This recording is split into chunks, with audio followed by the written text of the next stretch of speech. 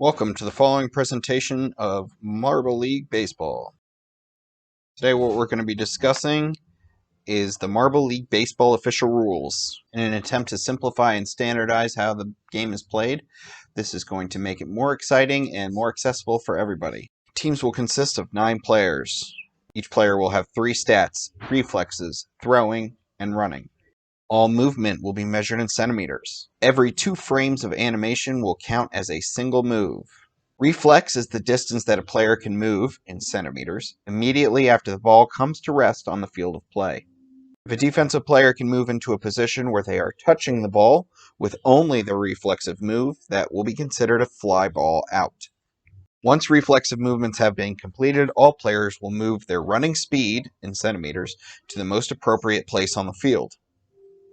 Once a player throws the ball, it will move according to the throwing value each player possesses. Base runners will be as aggressive as possible without being tagged out. This will be calculated according to the stats of the players as well as the distances involved. Defenders will be as aggressive as possible to make an out.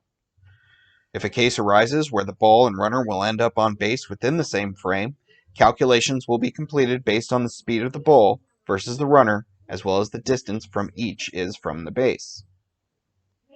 Different marbles can act as cutoff to allow for a throw to move at a higher speed or to change direction of the throw. Each defender will attempt to make an out according to the rules of baseball. The pitching machine consists of 3 possible tracks: fastball, curveball, strike. If the ball gets stuck on the machine, it will be considered a ball. Here you can see there are 9 players, all in standard positions on the baseball field. Here we have a batter in the batter's box with the ball placed on home plate. In this example, the ball has made its way to right field and has landed touching the defensive player. Therefore, it is considered a fly ball out. In this example, the ball is hit close to the right fielder, where all players will first make a reflexive move based on the reflex. And since the right fielder is able to get in contact with that ball within their reflex, it is considered a fly ball out. In this scenario, we have a ball that is placed just to the right of center field. All players will first take their reflexive step. Now each player moves according to their running speed in the most appropriate direction. Notice that the defensive players are also moving according to the same rules. You can see here that the center fielder has now come into contact with the ball, so they will be throwing it. Based on the calculations and the speeds and distances involved, the center fielder is able to throw the ball to first base in a total of 3 moves, whereas it will take the runner 4 moves to get to first base. Therefore, an out is recorded. Our next example, we have a runner on first, and a ball was hit into shallow right field. You can see that the right fielder, it will take 2 moves to get to the ball.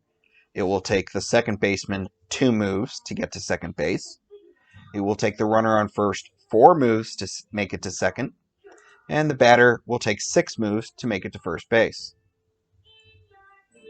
2 moves later, the right fielder has an option to throw either to second or first base. Based on its throwing speed, it can reach second base within 2 moves and first base within 3 moves. Because the ball and the runner would arrive at second base at the same time, that would end up making the player safe. Based on the speeds, the right fielder can throw the ball to first base quicker than the batter can run to first base. Therefore, that will be the decision, and the throw will be to first base for an out. An example of aggressive base running. Here, a batter was just thrown out on first.